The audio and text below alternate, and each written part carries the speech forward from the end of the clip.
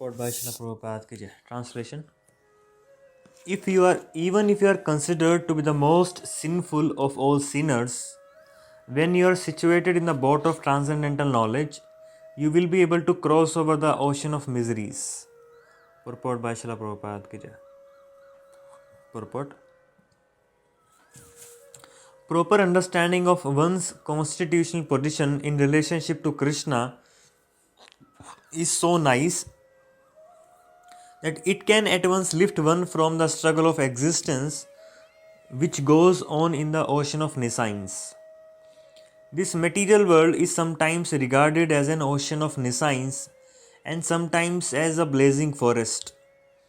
In the ocean, however expert a swimmer may be, the struggle for existence is very severe.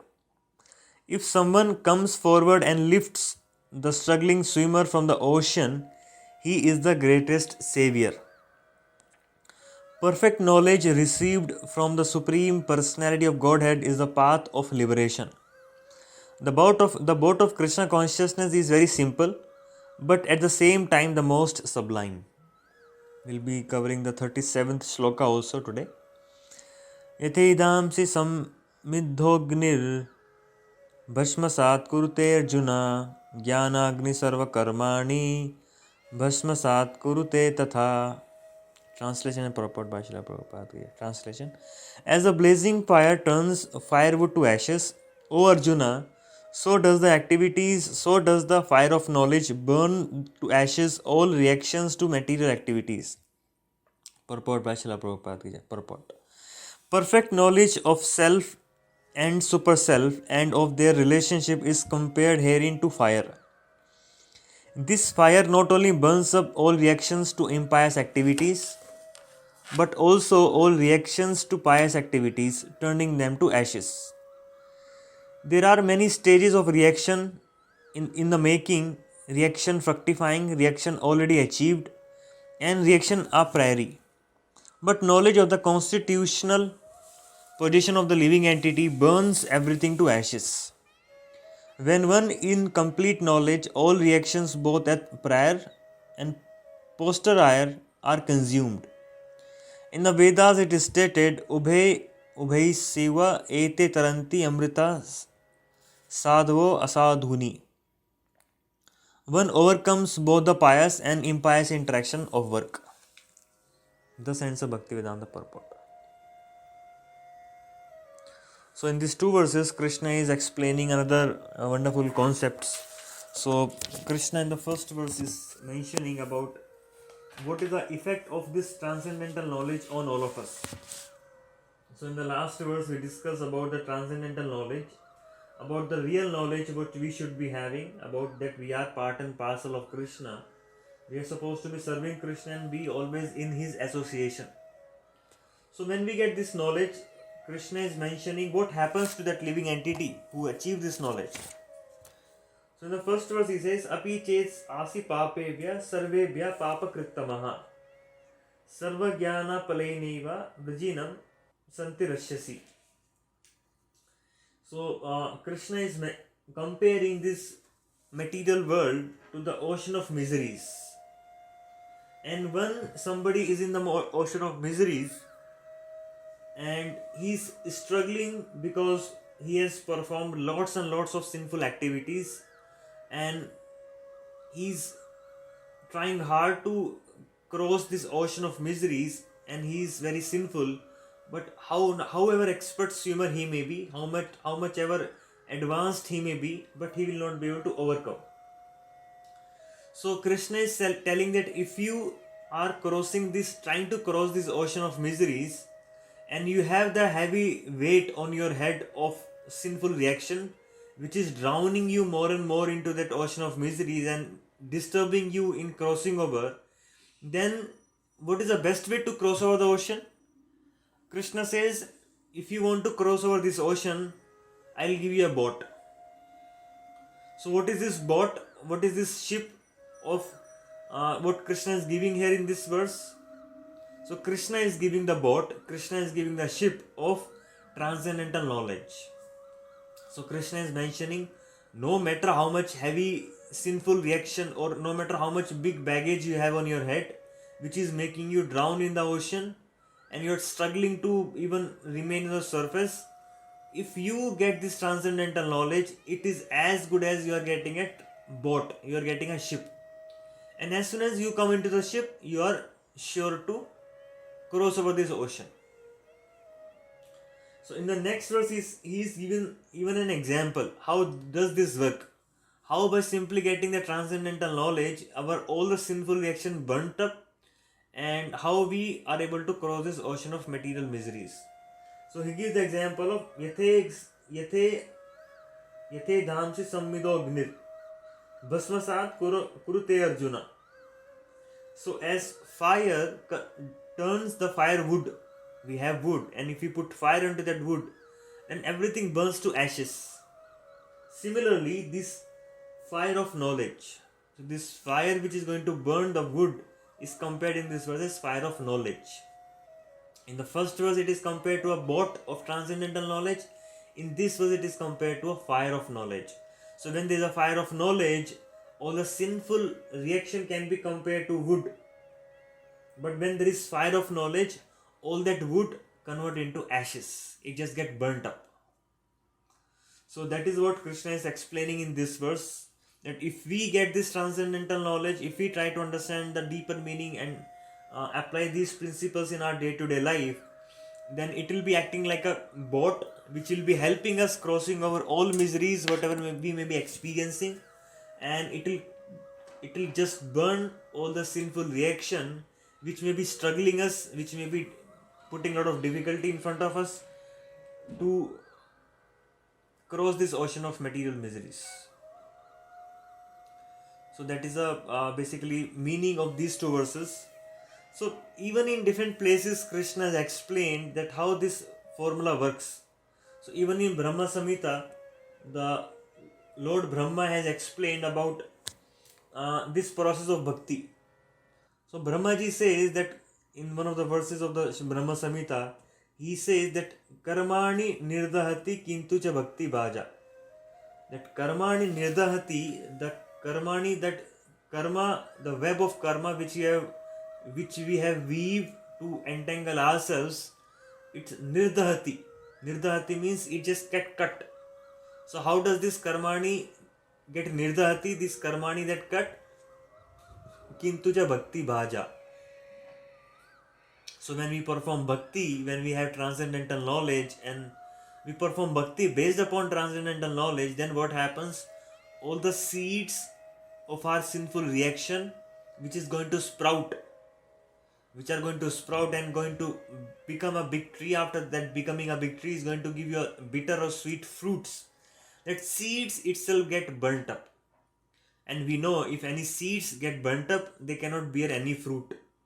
Although they may be there, but the tree will not come out. Similarly, all the seeds which is there in our heart, sinful seeds, which have not started sprouting yet. So even though we may be suffering into this material world, still we have lots and lots of baggages on our head, which is still to come up, which has not come up yet. The complete baggage, if it comes up, we cannot sustain our life. We'll be simply vanishing. But since we have, so because of that reason, that sinful reaction is being given in steps. Step 1, step 2, step 3, like that. There are so many layer of sinful reactions we have on our head. And if we have to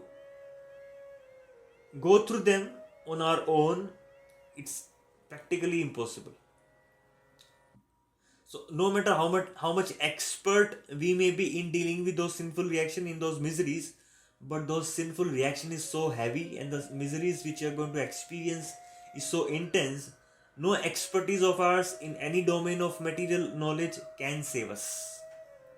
And the only thing which can save us from those all sinful reactions and can burn up everything and can help us crossing over this ocean is only transcendental knowledge.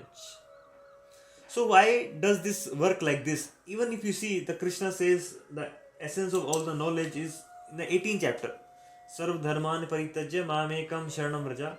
He says, Ahem tvam sarv papebhyo. He says, I will deliver you from all sinful reaction. And Krishna says, do not fear. So like this, in different Vedic literature, different ways we see the same instruction coming out. So, what is the reason for that? There are multiple layers to this understanding. So, first layer of understanding is that very simple. Because we are in ignorance of our true identity, because of that ignorance, we are performing these material activities which is becoming sinful or pious. So once and all the sinful reaction are rooted in ignorance. So when we come to knowledge, then automatically the root cause of them is vanished. So when the root cause of all the sinful reaction itself is vanished, there will be no sinful reaction anymore. That is a technical understanding, that it simply reverses the process. Because from ignorance we commit sinful activities. If we come to knowledge, automatically this sinful action cannot exist on their own, because their roots is been cut off. That is one layer of understanding. And the another deeper meaning of Krishna's mind, and the deeper aspect of Krishna's deeper intention of Krishna's why Krishna is speaking these verses here in this Bhagavad Gita is of different is different basically. So I'll just go to one small anecdote. So it will be able to explain us that how that in what way we get free from those bondage, and how we can what real meaning Krishna is bringing up in this verse.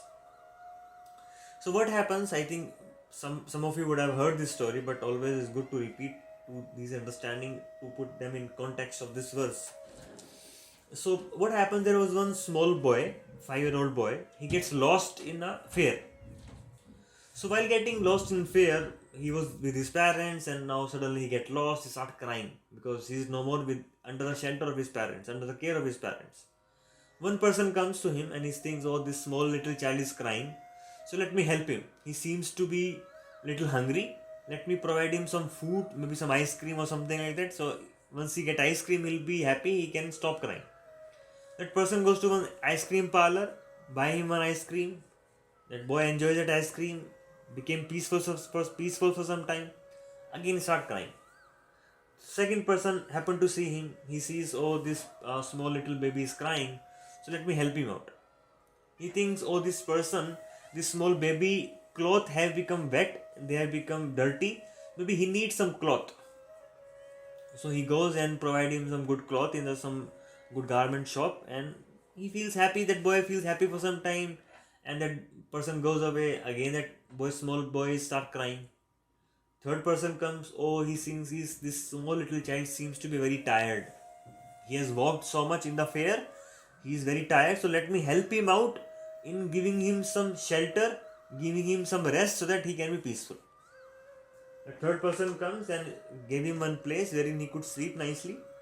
And again that person continues. Again that small boy wakes up, again start crying. Now fourth person comes. So when fourth person comes, and he becomes very compassionate upon that boy. He thinks that this boy seems to be lost from his parents. So this boy seems to be lost from his parents. So let me speak to him. So he tried figuring out and able to understand that he belonged to such and such person. So as soon as he understands that he belonged to that person, he gets his mobile number, and by calling their parents, he calls them and help them reunited. And as soon as the boy get reunited with his parents, automatically all the problems get solved. He no more cries. So who according to us has done the best service to that child? First one who provided food, or second one who provided some cloth, or third one who provided some shelter, or the fourth one who reconnected that jiva, that soul, with that boy with the parents? Actually it is a fourth one, because he has given him the permanent solution of all his problems. Similarly, it is said that we are also like a lost child of our parents. We are like a lost child of our Supreme Father Lord Shri Krishna, and we are suffering into this world because of ignorance, because of not knowing my real supremely rich Father. since I don't know the position of my real Supreme Father, and I have become very dirty in this material world. So because that is the root cause of all my suffering. So but when I get reconnected to that Supreme Soul, Supreme Lord, by that knowledge, then again all my problem gets solved. So many points comes out from this story. One thing is, the best help what we can do to somebody is to provide him the knowledge, understanding of Supreme Lord. Because all the problem in this world is we are suffering into this world because of forgetfulness of our relationship with Krishna. If we try to provide shelter, if we try to provide food, if we try to provide any kind of facilities, they may help that person for some time, like in that story. But if we have to want to give him the best charity a person can do, a best help a person can provide, is by distributing this knowledge of Bhagavad Gita to a person. Because once a person gets this knowledge, it's like a reunion with his lost, supremely rich parents. And once a person gets reconnected with the supremely rich parents, then automatically everything gets cleared up. That is one aspect of the story. Another aspect of the story is that when we are like a small child, like lost small child, and we have become very dirty in this material world now. So being in this dirty world, by doing dirty activity, we have got a lot of dirt accumulated in our system, both body and mind. In the mind, different kind of vasana, different kind of kama, krodha, lobha, moha, mada, matsarya. All these things are known as dirt in the mind. So, if I am dirty and my Supreme Lord Sri Krishna wants to, and I want to go to him, it is said that even though I am so dirty, but still the Supreme, as soon as we call out for Krishna, as soon as we start understanding knowledge about him, that very moment he just pick us up. He don't see, oh my child is dirty, and I will not touch him. No, Krishna don't judge us. We may be having a lot of lacunas, we may be having a lot of problems, we may be having a lot of issues in our life, we may be having any sorts of thing. And generally, if a person is being troubled by so many kind of problems, surrounded by a lot of problems, nobody wants to help that person. He thinks, oh, if I come and help that person, I myself will become dirty. I don't want that dirty thing from my hand. And especially we know that as soon as bad time comes, everybody start side cornering us. Nobody speaks to us, and they judge us. Oh, this person is bad, and this person is doing like this, and this person is not worth speaking to us. These kind of things. So whenever we go through any challenges, any material relationship start fading away, start becoming more pale and dull. All of us have that experience, isn't it? So what does Lord thinks when we approach him in our dirty situation? He don't judge us with my karma. He don't judge that how much dirty I am in the material world. He don't see at all any of these kind of things. He simply embrace me with full heart. So when Krishna accepts us, Krishna's acceptance is unconditional, unlike any kind of relationship of this material world, because he sees me suffering and he becomes so compassionate that he cannot wait himself to clean me up and start again embrace us. So when we call out Krishna, when we call out Krishna's name, when we understand this transcendental knowledge, all the dirty thing which I have been accumulating, he just clean them up and he take us with him. For another example, what we can understand, for an example, like a small slum child, maybe a small child is been living in slum area. He just get lost from his parents, very rich parents, and that small boy didn't know where his parents lives, and that small boy start living in slum area with somebody and start growing up. He become 9-year old. So from last 5-6 years, he's been living in slum area. Has become very dirty, and his hair become has very dirty. He has got a lot of bad habits and everything.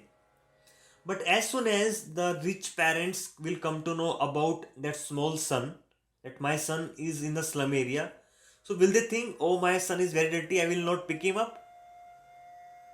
No, as a concerned father, as a compassionate parents, no matter how much dirty that small child may be, as soon as they see the child, they will just pick him up, and they will pick him up. They'll go to their houses and start cleaning him up completely.